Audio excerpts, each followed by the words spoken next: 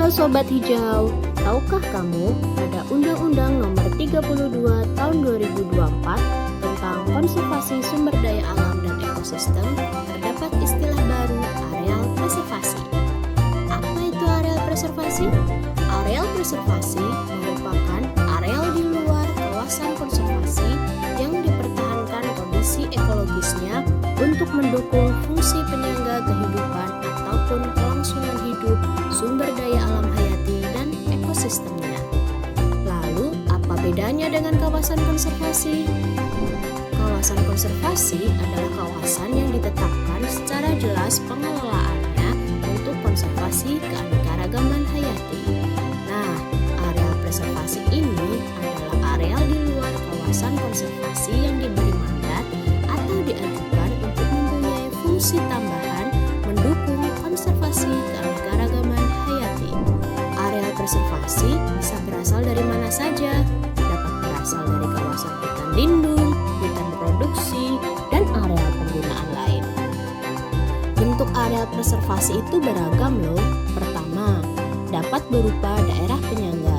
Contohnya yang berada pada mangrove Pantai Cemara di Tanjung Jabung Timur, Jambi sebagai daerah penyangga dari Taman Nasional Berbak dan menjadi tempat singgah banyak burung migran.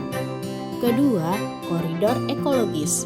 Contohnya, koridor hidupan liar di Pidi Jaya Aceh sebagai konektivitas habitat untuk satwa kunci harimau Sumatera dan gajah Sumatera.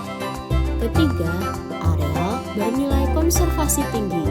Contohnya, koridor gajah Simpang Heran yang berada pada areal konsesi Asia Pulp and Paper Group. Keempat, areal konservasi kelola masyarakat. Contohnya, Hutan Jatimulyo, Yogyakarta yang dikelola oleh kelompok tani hutan Manapaksi dengan fokus pada konservasi burung. Kelima, daerah perlindungan kearifan lokal. Contohnya, penerapan kearifan lokalisasi di Pulau Haruku, Maluku untuk mengatur pemanfaatan sumber daya alam. Ada beberapa kriteria untuk menjadi areal preservasi. Pastinya berada di luar kawasan konservasi. Kemudian harus mempunyai batas yang jelas untuk pengelolaan efektif. Memiliki potensi konservasi keanekaragaman hayati dan atau fungsi ekologis, sosial, budaya. Diatur dan dikelola oleh pihak tertentu, dan yang penting memiliki dukungan dari pemilik hak atau pemangku lahan.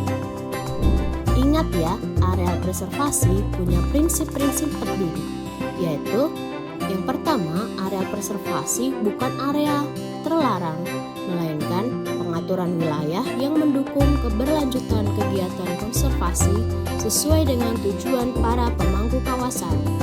Kedua, pengelolaan area preservasi dilakukan dengan mempertimbangkan kesejahteraan masyarakat dan kepentingan para pemangku kawasan.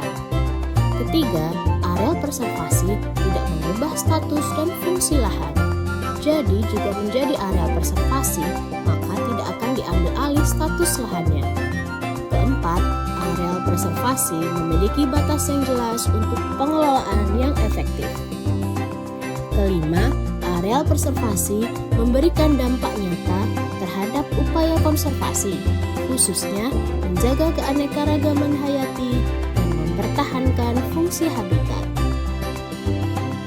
Tujuan ditetapkan menjadi areal preservasi diantaranya menjamin terpeliharanya proses ekologis dalam menunjang kehidupan dan kesejahteraan masyarakat secara berkelanjutan, menjamin perlindungan dan pemberdayaan masyarakat termasuk masyarakat adat dalam upaya konservasi sumber daya alam dan ekosistem, mencegah, dan mengatur kegiatan yang dapat mengakibatkan menurun atau hilangnya fungsi sistem penyangga kehidupan pada areal preservasi.